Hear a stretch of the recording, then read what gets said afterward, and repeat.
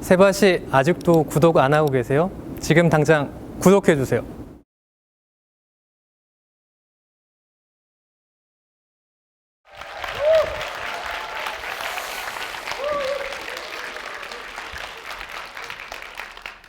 안녕하세요. 저는 석촌초등학교에서 아이들을 가르치고 있는 교사 이성원입니다. 만나서 반갑습니다.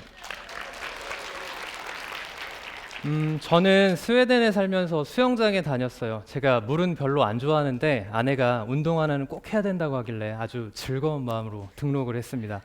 제가 다니던 수영장에는 아이들이 꽤나 많았어요. 로비든 풀장이든 그리고 샤워장이든 할 것 없이요. 제가 이 샤워장에서 꽤 흥미로운 사실을 하나를 발견했는데요. 보통 4, 5살 먹은 꼬마 아이들은 부모님과 함께 수영장에 오거든요. 샤워장에 아빠가 옷을 입고 들어오기도 하고요. 그런데 애들이 혼자 씻는 거예요. 꼬마 아이들이 혼자 씻고 아빠는 샤워장 한켠에서 그렇게 씻는 아이를 지켜보고 과연 애들이 혼자 잘 씻을 수 있을까요?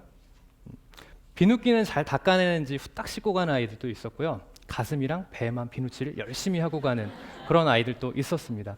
그런데도 아빠는 아이를 보면서 기다리더라고요. 물론 아빠는 아이가 도움을 요청하면 도움을 주긴 했습니다. 애들이 혼자 씻는 그 모습이 저에게는 굉장히 인상 깊었던 것 같아요. 여기 계신 부모님들은 어떻게 생각하세요? 락스 섞인 수영장 물에서 놀던 아이가 혼자 꼼꼼하게 잘 씻을 수 있을까요? 아이들 손이 여물지 않다는 건 스웨덴의 부모들도 잘 알고 있을 거라고 생각을 합니다. 그럼에도 불구하고 아이들을 지켜보고 혼자 씻을 수 있도록 또 이렇게 기다려주는 건 제가 오늘 말씀드릴 이야기와 관련이 있어요. 그건 바로 교육의 주체를 아이로 생각하는 교육 철학이죠. 사실 이 말은 육아나 교육학 책에서 굉장히 자주 등장하는 말입니다. 그럼에도 불구하고 너무나 당연한 이야기를 제가 실제로 목격을 하고 그게 자연스러운 사회에서 살다 보니까 저에게는 새로운 충격으로 다가왔던 것 같아요. 스웨덴에서 저희가 살던 집 앞에는 쿱이라는 마트가 있었어요. 입구에는 흔히 볼 수 있는 일반 크기의 카트 말고도 아주 작은 미니어처 크기의 카트가 있었습니다. 저는 거기 입구를 지나치면서 이게 뭐지? 장식품일까? 라고 생각을 하면서 지나쳤는데 나중에 알고 보니까 그게 아니더라고요. 이 아이 몇 살이나 됐을까요? 이 작은 카트를 미는 귀여운 아이, 소꿉장난처럼 보이지만 나름 진지하게 우유도 담고 있습니다. 부모님들 혹시 마트 입구에 이런 카트가 있다고 하면 써보실 의향 없으시겠죠? 왜냐하면 아이들을 믿기엔 불안한 구석이 많잖아요. 그죠? 그런 점에서 저는 스웨덴 교육이 참 인상 깊었어요.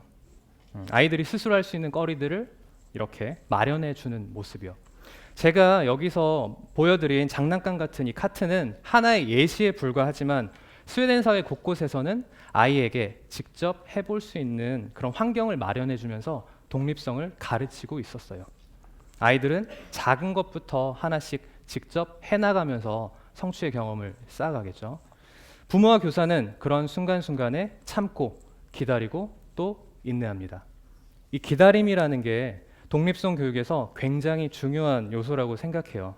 아이를 항상 도움만 받고 어른이 뭔가만 해줘야 하는 존재가 아닌 조금 느리지만 성인인 나와 똑같이 뭔가를 이루어낼 수 있다라고 보는 것, 이 독립성이 바로 스웨덴 교육의 핵심이죠. 교육의 주체가 아이이고 어른과 아이를 같다고 보는 시각에서 출발하는 이 스웨덴 교육의 철학은 제가 말씀드릴 두 번째 이야기인 평등이란 가치와도 연결이 돼요. 칭찬은 고래도 춤추게 한다는 말 다들 들어보셨죠? 칭찬을 받으면 거기에 힘을 얻어서 뭔가 어려운 일을 해내고 극복했던 경험들 다들 있으시잖아요. 저는 학교에서 아이들을 만나다 보니까 아이들에게 조금 더 칭찬을 해줄 기회가 많습니다. 제 앞에 쪼르르 나와서는 선생님 저 잘했죠? 라고 칭찬을 바라는 아이에게 칭찬을 해줄 때도 있고요. 그리고 제가 친해지고 싶은 아이가 있을 때 비장의 카드로 칭찬을 쓰기도 합니다. 예윤아 너 글쓰기 실력 많이 늘었다. 최고! 이렇게 선생님이 말로써 하는 칭찬 말고 학교가 아이들에게 공식적으로 하는 칭찬엔 뭐가 있을까요? 네, 맞습니다. 상장이 있습니다. 여러분들 상장 받을 때 기분 아시죠? 받기 전에, 이름이 불리기 전에는 혹시? 라고 하는 그런 설렘, 두근거림, 떨림이 있고요. 받고 나면 종일 기분이 좋잖아요. 그렇죠? 그리고 특히나 상장이란 거는 수가 정해져 있기 때문에 교사가 말로써 하는 그런 칭찬보다 훨씬 더 아이들에게 영향력이 클 수밖에 없고요. 그런데 스웨덴 초등학교는 공식적인 상장을 주지 않아요. 교사나 학교가 공식적으로 수여하는 상장이나 칭찬 스티커, 그리고 잘못했을 때 부여하는 벌점 같은 상벌제가 없다고 합니다. 벌점은 그렇다고 해도 잘하는 아이를 더 잘하게 하기 위해서 상장은 필요한 거 아닐까라는 생각이 드는데요. 제가 만났던 스웨덴 교사들은 생각이 조금 다르더라고요. 저는 상장이 긍정적인 역할을 하겠거니 이렇게 생각을 했는데 그들은 상장을 이야기를 하면서 소외와 차별 그리고 평등을 이야기를 했습니다. 다시 상장을 받는 장면으로 돌아가 볼까요? 선생님이 상장을 들고 호명을 하려는 순간 아이들은 기대에 찬 눈빛으로 선생님을 바라보죠. 혹시 내 이름이 불리진 않을까 하고요. 그림 실력이 뛰어나진 않아도 글짓기 실력이 출중하지 않아도 그 순간만큼은 아이들 눈빛이 정말 떨리거든요. 그런데 하지만 다른 친구의 이름이 불리면 어떨까요? 혹시 여기 계신 선생님 중에서 그런 상황, 그 분위기 느껴보신 적 있으신가요? 저는 상을 줄 때마다 느끼는데 그 분위기 굉장히 묘하거든요. 아이들은 부러운 눈빛으로 호명된 아이를 바라보고요. 그리고 상장 받는 아이는 얼떨떨해하면서 부끄러워하는 표정을 지으며 앞으로 걸어 나오죠. 그 순간에 다른 아이들은 그 상장 받는 친구를 향해서 박수를 쳐주지만 마음 한켠에는 내가 받지 못해서 아쉬움, 그런 뭔가 허탈함 같은 게 느껴져요. 스웨덴에서는 이런 상황이 학생들 사이의 평등을 깬다라고 생각을 했던 거죠. 몇몇 아이만 주목받고 나머지의 많은 아이들이 그렇게 주변인이 되는 상황이에요. 부러워하거나 질투하면서 내가 상 받으려면 쟤보다 잘해야 되겠어. 뭘까요? 경쟁이죠. 경쟁 같은 그런 생각을 키우게 되는 아이들이 생기겠죠. 스웨덴 교육에서는 평등하게 대우받아야 할 아이들, 그리고 그렇게 대우해야 할 학교, 교실 안에서 상장이 아이들 사이의 평등을 깨는 역할을 한다고 생각을 했어요. 그럼 우리도 이제 상장을 없애야 할까요? 칭찬도 자제해야 할까요? 저는 그렇게 생각하지 않습니다. 하지만 그동안 우리 교육이 어떤 아이들에게 조금 더 초점을 맞추고 있었던가에 대해서 한번 생각해 보고 싶었어요. 그리고 우리가 생각하는 상장의 역할에 대해서도 조금 더 이야기해 보고 싶었고요.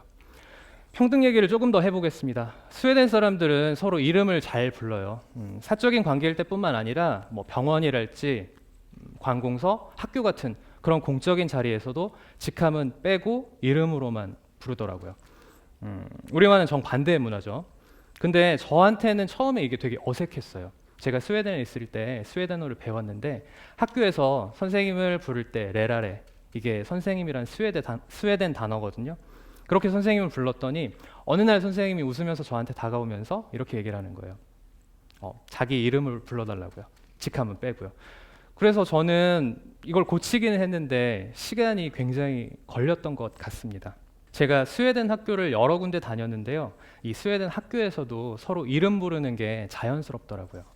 우리처럼 선생님이 학생을 부를 때는 물론이고 반대로 학생이 선생님을 부를 때도 똑같이 선생님 이름을 부르더라고요. 근데 초등학생이 선생님이랑 대화를 하면서도 선생님 이름을 자연스럽게 부르는 건 저에게 꽤나 충격이었습니다. 왜냐하면 예를 들어서 성원 씨, 5교시 수학 시간엔 뭘 배워요?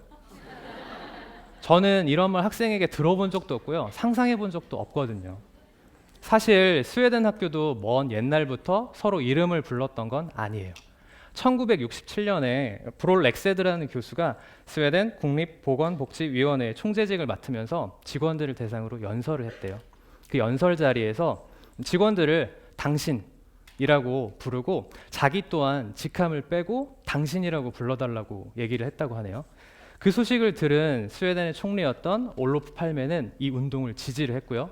그걸 계기로 스웨덴 사회 곳곳에서는 서로 이름을 부른다거나 당신으로 부르기 시작했다고 합니다. 학교도 마찬가지고요. 이걸 통해서 학교가 이루려고 했던 건 뭘까요? 수평적인 관계, 평등입니다. 물론 학교에서 서로 계속 이름만 부른다고 해서 진짜 평등이 만들어지진 않겠죠. 제가 생각하기엔 자유로운 토의랄지 비판적인 사고와 같은 그런 다른 민주적인 교육 방식들이 잘 어우러지면서 진짜 수평적인 관계, 평등을 만들 수 있었던 것 같습니다. 스웨덴 학교는 굉장히 자유로워요. 복장도 그렇고요. 학생과 선생님이 서로 대화를 하는데 딱딱한 벽이랄지 그런 경직된 격식 같은 거는 느낄 수가 없었어요. 이런 모습을 보면서 이런 문화라면 교실에서 선생님과 학생이 의사소통이 조금 더 활발하게 일어나겠구나. 이런 문화라면 교직원 회의에서 일방적인 전달보다는 자연스럽게 토의 토론이 늘어나겠구나. 이런 생각이 들었고요. 서로 관계가 평등해지면 자연스럽게 열린 의사소통을 이뤄나갈 수 있습니다. 저는 작년 이맘때쯤 우리나라에 돌아와서 복직을 했어요. 그러면서 다짐을 했습니다. 제가 스웨덴에서 경험했던 이 좋은 가치 두 가지, 독립성과 평등을 제가 근무하고 있는 교실, 그리고 제가 가르치고 있는 아이들에게 적용을 해보자고요. 그래서 구체적으로 두 가지를 한번 시도를 해봤는데요. 하나는 아이들에게 너희들은 어떻게 생각하니? 어떤 방향이 좋을까? 그리고 이 문제는 학급회의 한번 열어볼까? 라고 자주 물어보고 학급회의 결과를 최대한 존중하는 일이었죠. 그 당시에 아이들이 굉장히 심각하게 회의했던 주제들은 자리를 어떻게 앉을까? 숙제는 일주일에 몇 번이나 할까? 같은 어쩌면 사소해 보이는 것들이었어요. 그런데 저는 아이들이 스스로 생각하고 결정하면서 이런 주인이 되는 경험을 하다 보면 자연스럽게 독립성도 커나갈 거라고 생각을 했죠. 1년이 지난 지금 아이들은 얼마나 변했을까요? 네, 1년간 이런 시도를 했더니 아이들보다 제가 더 변했습니다. 못 믿었던 13살 어린이들이 이제는 함께 해답을 찾아가는 그런 존재들로 보이기 시작한 거죠. 그리고 처음엔 말하기를, 표현하기를 주저하던 아이들도 조금씩 자기의 생각이랄지 의사를 꺼내놓는 게 조금은 더 자연스러워졌고요. 그동안 저는 교실에서 모든 걸 혼자 판단하고 아이들에게는 옳은 방향을 제시해야 한다고 생각했던 것 같아요. 그 덕분인지 어깨가 굉장히 많이 무거웠거든요. 그런데 힘을 조금 빼고 아이들을 제 곁으로 초대를 했더니 우리 모두에게 썩 괜찮은 방향이 보이더라고요. 그리고 두 번째로 제가 시도했던 건 상벌제를 하지 않았던 거예요. 스웨덴에 가기 전까진 제 엄지손톱만한 크기의 칭찬 스티커를 아이들에게 주면서 또는 칠판에 칭찬 자석을 붙이면서 아이들에게 동기부여를 한다고 생각했어요. 다른 친구랑 이렇게 칭찬 스티커 개수를 비교한 아이들의 모습을 보거나 그리고 칭찬 자석을 칠판에 하나를 더 붙이려고 발표에 열을 올리는 아이를 보면서 잘하고 있구나 라고 생각을 했던 것 같아요. 하지만 작년엔 이런 상벌제가 경쟁을 심화시킨다는 생각에 스티커를 없앴어요. 대신 아이들에게 수고했다, 고맙다 라는 말을 조금 더 많이 했고요. 학기 초에 저를 도와주고는 선생님 칭찬 스티커 없어요?